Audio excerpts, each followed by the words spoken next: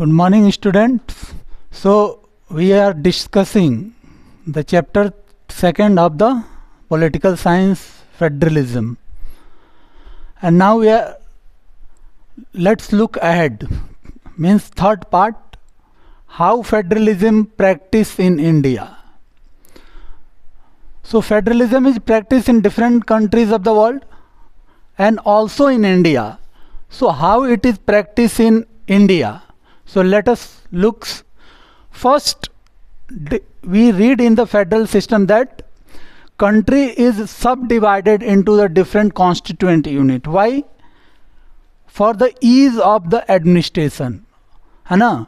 छोटे छोटे भूभागों में देश को विभाजित किया जाता है. क्यों विभाजित किया जाता है? कि वहाँ प्रशासन भली भांत चलाई जा सके, है ना. तो फर्स्ट हमारे यहाँ जो डिवीज़न था स्टेट्स का, वो किस आधार पे किया गया? लिंग्विस्टिक स्टेट्स, है ना. लैंग्वेज के आधार पे हमारे यहाँ डिवीज़न किया गया स्टेट्स का. स्टेट को बांटा गया भाषा के आधार पे. The first challenge faced after independence was the linguistic state, है ना. व्हेन इंडिया गेन इंडिपेंडेंस, है ना, सो leaders they decided that we cannot going to divide the state on the basis of the language. देश के आज़ादी के बाद हमारे जो नेता थे उन्होंने डिसाइड किया कि देश को भाषा के आधार पर विभाजित नहीं किया जाएगा. क्यों नहीं किया जाएगा? क्योंकि इससे क्या होगा, एकता में खलल पैदा होगा, है ना. भाषा के आधार पर लोग बंटते जाएंगे तो फिर अनेकता में एकता, इस तथ्य को हासिल करना मुश्किल काम था. तो इस वजह से उन्होंने डिनाई किया. लेकिन ये सबसे बड़ा चैलेंज, क्योंकि देश के आज़ादी के बाद डिमांड उठने लगा किसका? आंध्र प्रदेश और गुजरात, बहुत सारे स्टेट्स का डिमांड उठा भाषा के आधार पे. इन 1947 the areas, boundaries and names of several old states of India were changed in order to create a new state. अब बोला है कि 1947 के बाद, क्योंकि ब्रिटिश इंडिया में आप प्रोविंसेस का नाम जानते होंगे, है ना. बॉम्बे, मद्रास, बंगाल, सिंध. तो ये सारे क्या थे? ब्रिटिश इंडिया के प्रोविंस थे, जो बड़े बड़े, बिहार, ये सब बड़े बड़े प्रोविंस थे. और देश के आज़ादी के बाद उनको नए तरीके से बांट करके एक नए राज्यों का गठन किया गया. So new states were formed on the basis of language and culture, who spoke the same language lived in the same state. अब बोला है कि देश के आज़ादी के बाद, देश आज़ादी जब मिली देश को, तो उसके बाद जो पहला स्टेट था जो लैंग्वेज के आधार पर डिवाइड किया गया, दैट वाज आंध्र प्रदेश, है ना. और क्यों? जब लीडर ने कह दिया था कि हम भाषा के आधार पर किसी भी स्टेट को डिवाइड नहीं करेंगे, तो क्यों डिवाइड किया गया आंध्र प्रदेश को? क्योंकि वहाँ पर बहुत जोरदार आंदोलन हुआ और वहाँ के एक प्रोमिनेंट लीडर हुआ करते थे अलूरी सीताराम राजू. उनकी इस फास्ट, क्योंकि वो भूख हड़ताल पर चले गए, जब तक बोले कि हमारा डिमांड नहीं माना जाएगा, आंध्रा को मद्रास से अलग नहीं किया जाएगा, तब तक हम अन्न ग्रहण नहीं करेंगे. और उनकी इसमें मौत हो गई. और मौत के बाद वहाँ पर भयंकर आंदोलन छिड़ गया, है ना. तो हिंसा फैल गई और हिंसा फैलने के कारण लीडर्स को हमारे झुकना पड़ा. और फिर Andhra was the first state which was divided on the basis of the language. और इसके लीडर कौन थे? अलूरी सीताराम राजू. तो वही यहाँ पर कह रहा है, ऐसे बहुत सारे state, Gujarat, West Bengal and Bihar, क्योंकि Bihar was also part of the Bengal.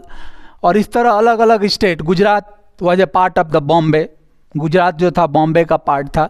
तो ये सब भाषा के आधार पर डिवाइड किया गया, है ना. Some state were formed on the basis of ethnicity and geography such as Nagaland, Uttarakhand and Jharkhand. अब बोला है कि सारे स्टेट को भाषा के आधार पर ही नहीं, लेकिन मैक्सिमम स्टेट जो आज़ादी के बाद इंडिया में बनाए गए, ज़्यादातर भाषा के आधार पर ही उनका गठन किया गया.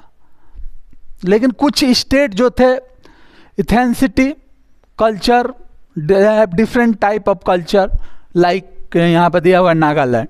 सो Nagaland people who lived in a particular geographical area, they have different types of culture. Nagaland का क्या है, कल्चर एक अलग है, तो इथेंटिसिटी उसको अलग एक स्टेट बना दिया गया. बोला ज्योग्राफी के आधार पर, जैसे उत्तराखंड एंड झारखंड है ना, तो इनकी ज्योग्राफी पहले बिहार में था, है ना.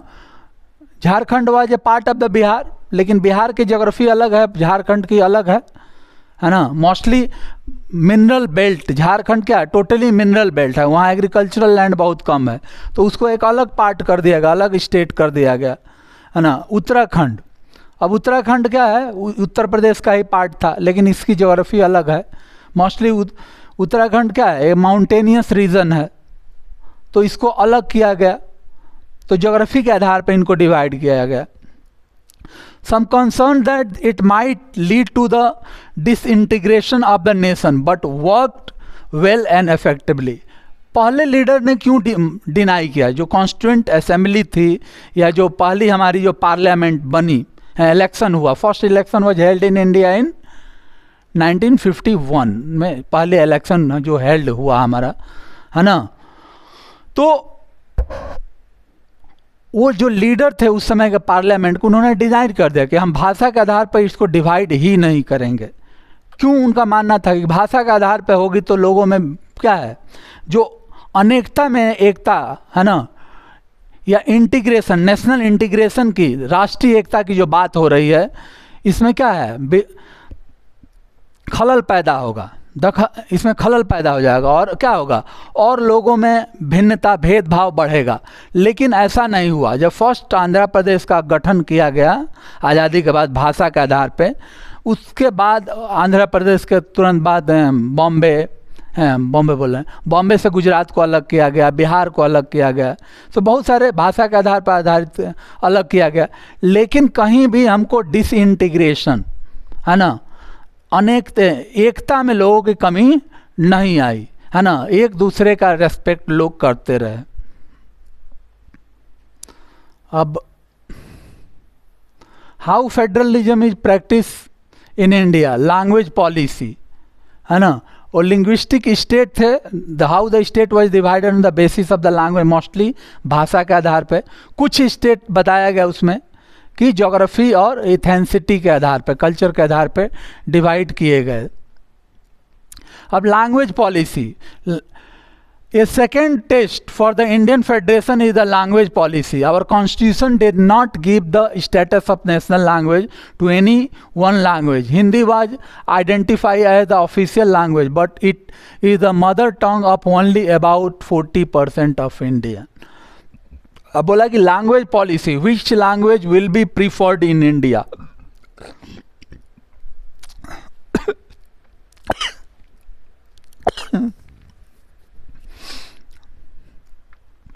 तो यहाँ पे लैंग्वेज पॉलिसी की बात की गई. लैंग्वेज पॉलिसी में होता है कि विच लैंग्वेज विल बी प्रीफर्ड, है ना, किसी एक पर्टिकुलर लैंग्वेज को हमको प्रीफर करना पड़ेगा उससे. क्यों, क्योंकि mostly administrative work, the language which official document should be procured और मेंटेन्ड और रिटेन.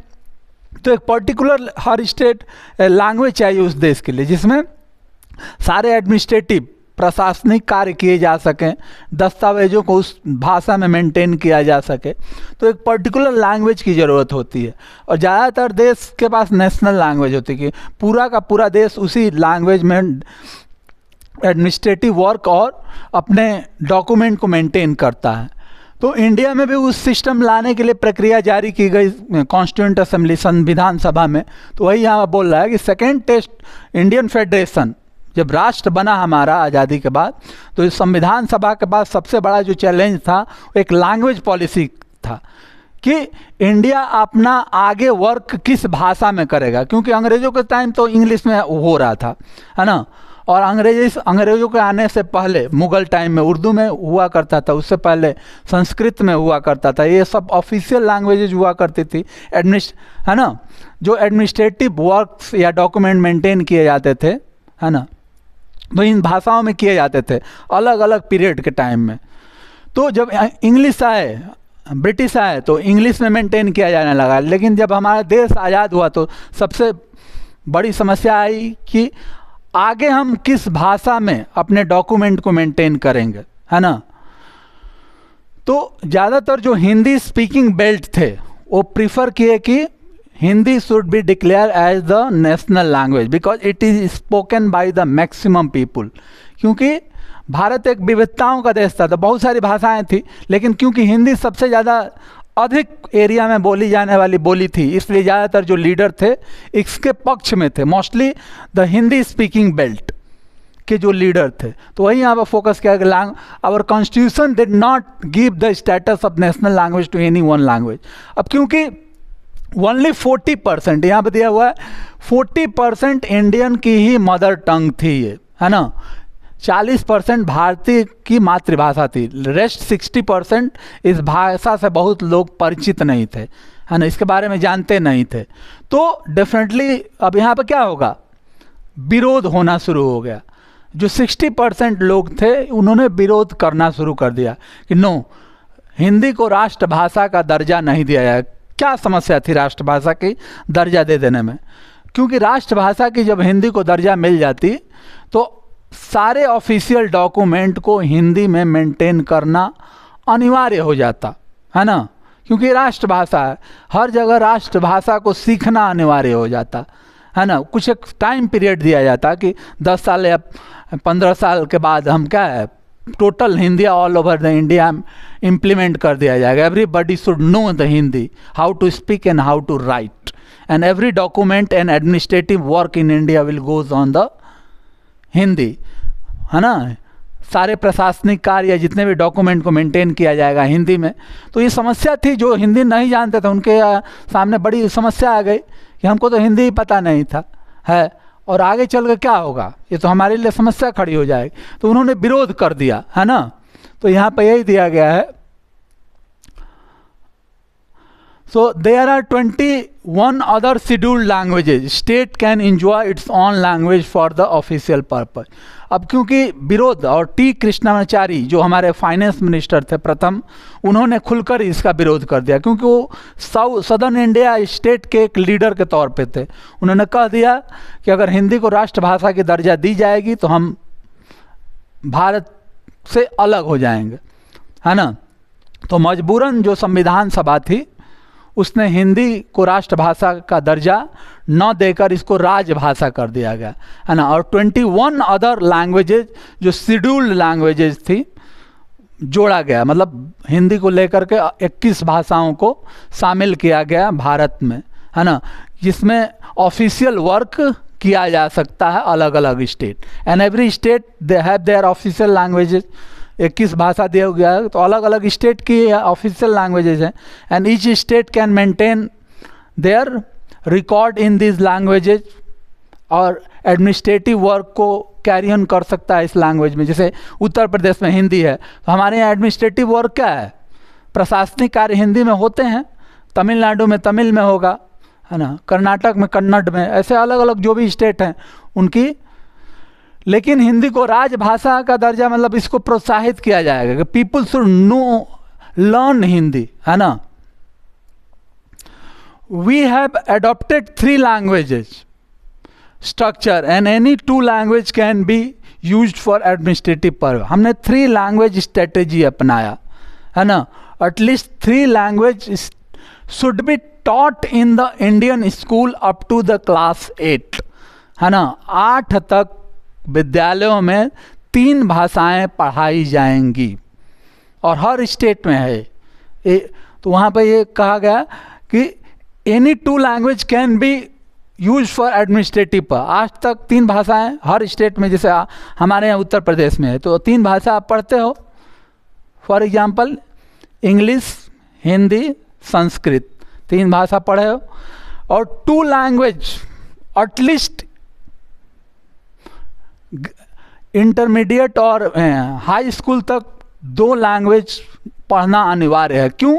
क्योंकि एडमिनिस्ट्रेटिव पर्पज के लिए यहाँ पर लिखा है structure, any 2 languages can be use for administrative. Her state 2 language को एडमिनिस्ट्रेटिव पर्पज के लिए यूज करेगा, है ना। ऐसा नहीं कि तमिलनाडु में केवल तमिल में ही एडमिनिस्ट्रेटिव वर्क होगा, दोनों लैंग्वेज में किया जाएगा, है ना। तमिल जिसको आ रहा है वो मेंटेन करेगा, है ना, और इंग्लिश में भी मेंटेन किया जाएगा, है ना। The person who does not know the Tamil so he will maintain in the English. तो हर स्टेट के लिए अनिवार्य कर दिया गया कि एटलीस्ट 2 लैंग्वेज, है ना। और स्कूलों में प्राइमरी तक 3 भाषाएं पढ़ाई जाएंगी, उसके बाद हाई स्कूल तक अनिवार्य कर दिया गया एटलीस्ट 2 लैंग्वेजेज एजुकेशन के तौर पर, क्योंकि एडमिनिस्ट्रेशन में 2 भाषा कोई भी स्टेट में, तमिलनाडु में जाओगे तो वहाँ तमिल और इंग्लिश, हमारे यहाँ हिंदी और English.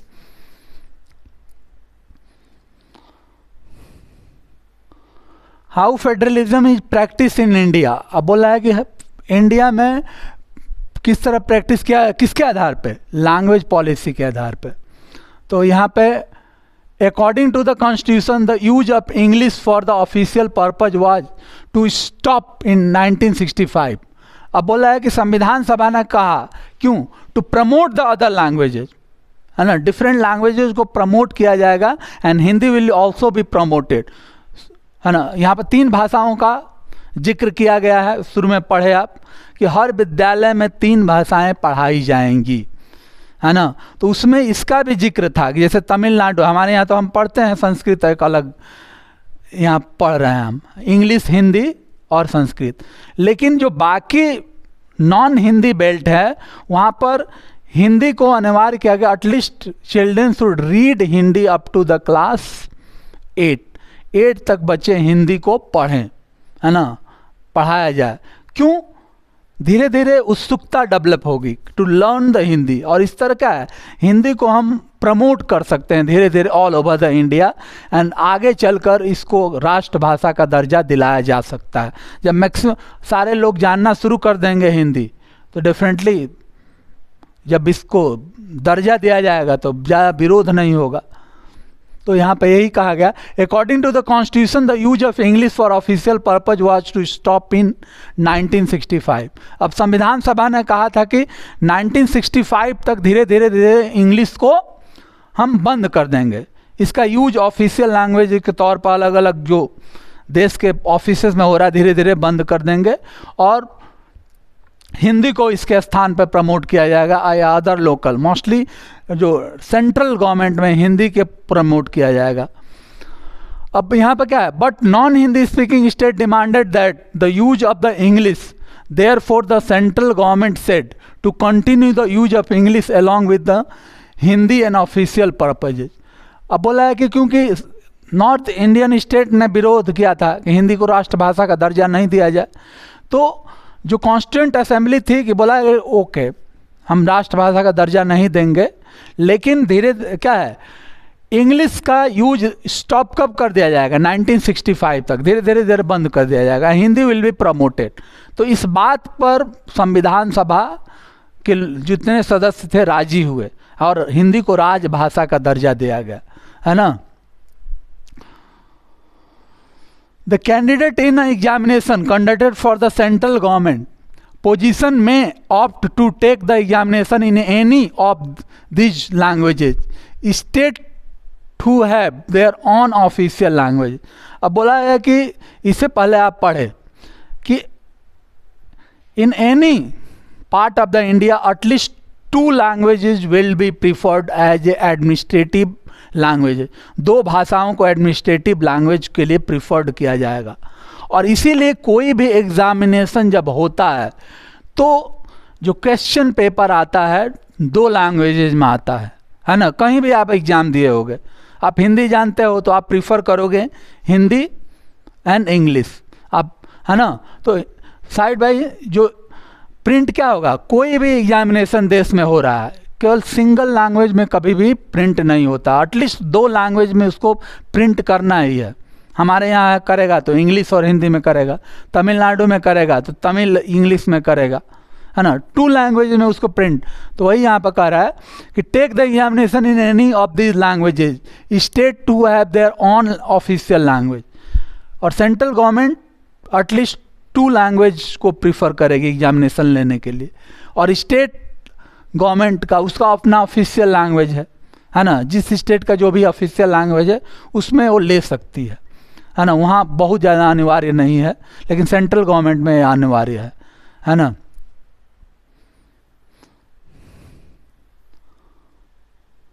Schedule languages in India, अब बोला है कि डिफरेंट शेड्यूल 21 जो शेड्यूल लैंग्वेजेज इंडिया में थी, कौन कौन सी लैंग्वेजेज थी, तो यहाँ पर ये ग्राफ दिया हुआ है कितने कितने % लोग, तो ये सारा हिंदी बेल्ट है ना, और अदर लैंग्वेजेज को दिया गया है ये सब यहाँ पर। तो असमी, बंगाली, बोरो, डोंगरी, गुजराती, हिंदी, कन्नड़, कश्मीरी, कोंकणी, मैथिली, मलयालम, मणिपुरी, मराठी, नेपाली, उड़िया, पंजाबी, संस्कृत, संथाली, सिंधी, तमिल, तेलुगु, उर्दू, है ना।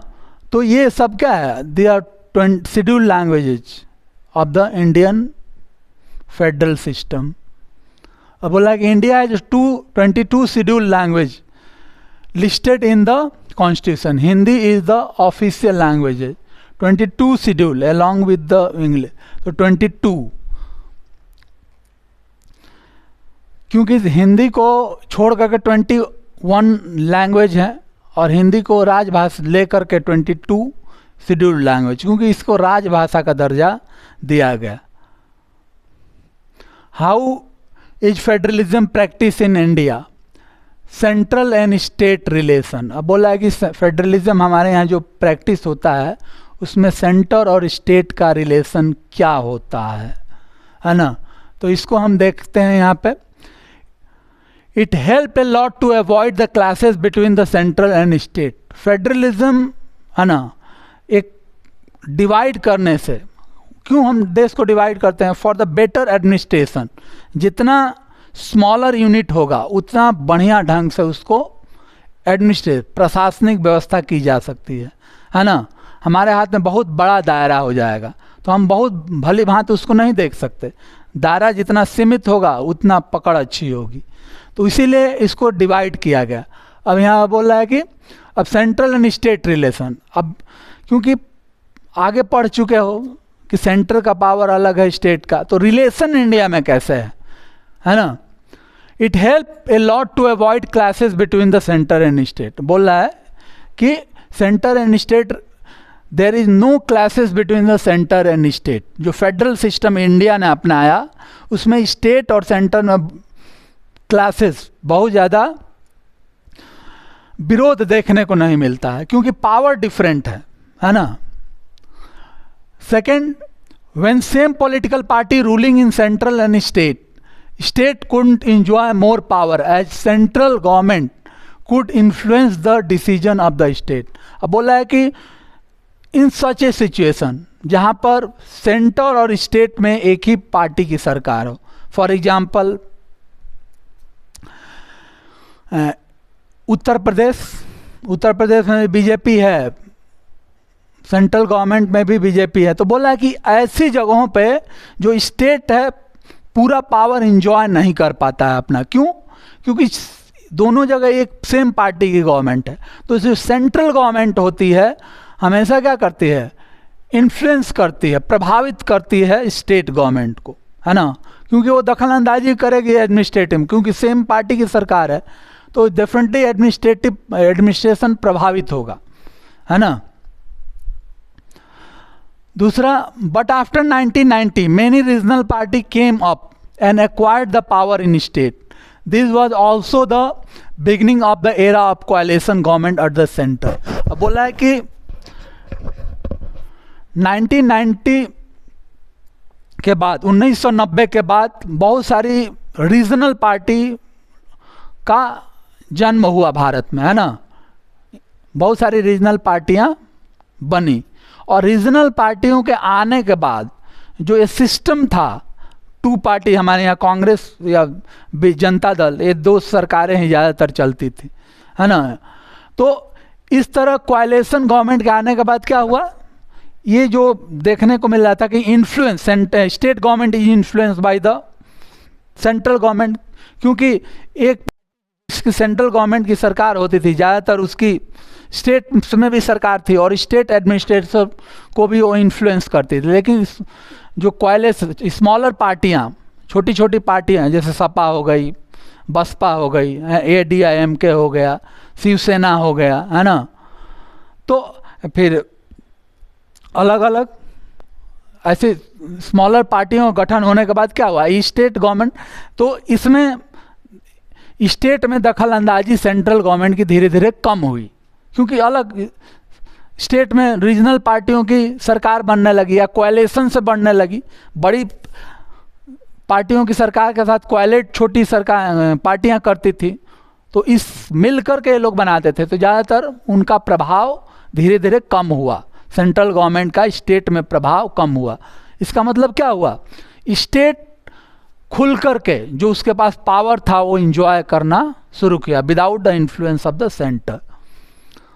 Since no single party got a clear majority in the Lok Sabha, the major national party had to enter. अब बोला है कि कोएलिशन जो स्मॉल पार्टियां है ना, स्मॉलर पार्टी 1990 के बाद आना जब शुरू हुई, तो जो बड़ी पार्टियां थी धीरे धीरे क्या हुआ, अब किसी को भी क्लियर मेजोरिटी नहीं मिलती, और इसके बाद क्या हुआ, कोएलिशन धीरे धीरे शुरू हुआ। बड़ी पार्टियां थी छोटी स्मॉलर पार्टियों से क्या है, कोएलिशन करना शुरू की, है ना, गठबंधन करना उन्होंने शुरू कर दिया। और आज देखते ही हो इंडिया गठबंधन 26 पार्टी मिलकर के एक साथ चुनाव लड़ी, NDA 37 पार्टियां मिली, है ना, 37 स्मॉलर छोटे छोटे दल मिलकर के ये क्या हुआ, एक साथ चुनाव लड़े। तो इस तरह क्या हुआ, कोएलिशन शुरू हुआ, और इस तरह कोएलिशन आने से क्या हुआ कि स्टेट इंडिपेंडेंट होते चले गए धीरे धीरे, है ना। स्टेट इंडिपेंडेंट का मतलब जो इन्फ्लुएंस रहता था सेंटर का स्टेट्स पे बहुत ज़्यादा, वो धीरे धीरे धीरे धीरे धीरे कम होना शुरू हुआ। This lead to a new culture of power sharing and respect for autonomy of the state government. अब बोला है कि जो कोएलिशन गवर्नमेंट आने से क्या फ़ायदा हुआ, it leads to the respect for the state. अब धीरे धीरे स्टेट्स के लिए रेस्पेक्ट होना शुरू हो गया, मतलब मोस्टली सेंट्रल गवर्नमेंट बहुत ज़्यादा स्टेट्स को केयर नहीं करती थी, या चीफ मिनिस्टर को बहुत ज़्यादा केयर नहीं किया जाता था। Chief minister means nothing, centre में जिस पार्टी की सरकार है ज़्यादातर स्टेट में उसी की सरकार, और जब चाहती थी उस चीफ मिनिस्टर को कुर्सी पर बैठाती थी और चीफ मिनिस्टर को हटा सकती थी। बहुत ज़्यादा पावर नहीं होता था चीफ मिनिस्टर का, रेस्पेक्ट बहुत ज़्यादा नहीं होता था। लेकिन जब कोएलिशन गवर्नमेंट आना शुरू हुई तो चीफ मिनिस्टर मतलब भी कुछ हुआ, और चीफ मिनिस्टर इंडिपेंडेंट डिसीजन लेना शुरू हुआ, है ना, शुरू किए, और इसका परिणाम बेहतर हुआ। So leads to new culture of power sharing and respect for the autonomy of the state. और इस तरह क्या हुआ, स्टेट ऑटोनोमस होने लगा। Autonomous means it does not take any decision with the influence of the centre. State independently अपना decision लेने लगे, है ना, बिना सेंटर के इन्फ्लुएंस के। और जब कोई भी व्यक्ति जब इंडिपेंडेंटली अपने दिमाग से, है ना, अपने विवेक से जब डिसीजन लेगा, तो वो किसी के सलाह के द्वारा लिया गया डिसीजन से हमेशा बेहतर होगा, है ना। क्योंकि विवेक कब आता है, विवेक आपके पास तभी आएगा जब आपके पास एक्सपीरियंस होगा, है ना। तो जो भी एक्सपीरियंस, ऐसा नहीं हमेशा एक्सपीरियंस आदमी जो भी डिसीजन लेगा वो बेहतर होगा किसी दूसरे के सलाह के द्वारा बिना। तो वही स्टेट में हुआ, ऑटोनोमस स्टेट हो गए, chief minister they started taking decision their on, है ना, without the influence of the centre. Today this regional political party are even affecting the decision making in centre also. और आज आप देख ही रहे हो power of the regional party, they are influencing the central government also, है ना। अभी रूलिंग पार्टी कौन सी है, नेशनल डेमोक्रेटिक अलायंस NDA, और इट इज कितने पार्टियों का साथ कोएलिशन है इसका, 37 पार्टियों के साथ कोएलिशन है ना। तो डेफिनेटली जिस भी पार्टियों के साथ कोएलिशन है उनका इन्फ्लुएंस डिसीजन में रहेगा, है ना। आपको देखने को यहाँ मिलता ही होगा, चंद्रबाबू नायडू, तेलुगु देशम पार्टी, नीतीश कुमार, जनता दल यूनाइटेड। तो ये सारे लोग क्या हैं, ये तो मेजर पार्टियां हैं, इसको छोड़ करके बहुत छोटी छोटी पार्टियां हैं, तो उनका भी इन्फ्लुएंस है।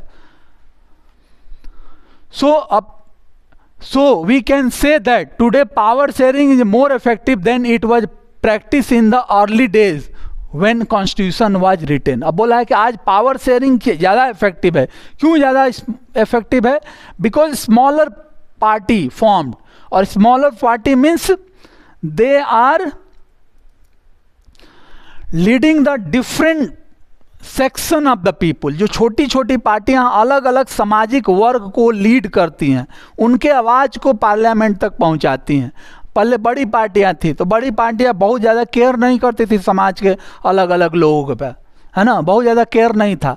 लेकिन अलग अलग जो पार्टियां बनी, जोग्राफिकल रीजन के आधार पे, है ना, जाति के आधार पे, कुछ धर्म के आधार पे भी बनी, लेकिन इन्होंने क्या हुआ, मसला उठाया मोस्टली। अब इससे क्या हुआ कि इन दिनों में हमको देखने को मिला कि जो छुआछूत है ना, या भेदभाव है समाज में जाति के आधार पे, धर्म के आधार पे, इसमें बहुत कमी आई।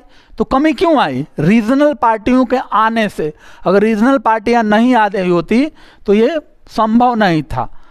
तो वही यहाँ पर कह रहा है कि so we can say that today power sharing is more effective. अब पहले से ज़्यादा इफेक्टिव है। 1990 के बाद जब स्मॉलर पार्टियां कोएलेट करने लगी बड़ी पार्टियों से, तो हमको क्या देखने को मिला, पावर शेयरिंग ज़्यादा इफेक्टिव हो गया पहले के मुकाबले। क्यों? क्योंकि समाज के अलग अलग सेक्शन के लोगों का भी प्रभाव धीरे धीरे पार्लियामेंट में पहुंचने लगा, है ना। ये लोग भी एक्टिव हो गए, और इनको एक्टिव कौन किया? Leader of the smaller party, जो अपने समाज के लोगों के लिए क्या हुआ, लोगों को समझाया, और they reach the parliament by contesting the election. समझाकर एकजुट किया और पार्लियामेंट तक पहुँचे और बड़ी पार्टियों पर दबाव बनाया। तो यहाँ ये वीडियो को हम ख़त्म करते हैं, फिर अगले पार्ट में देखेंगे। Okay, thank you.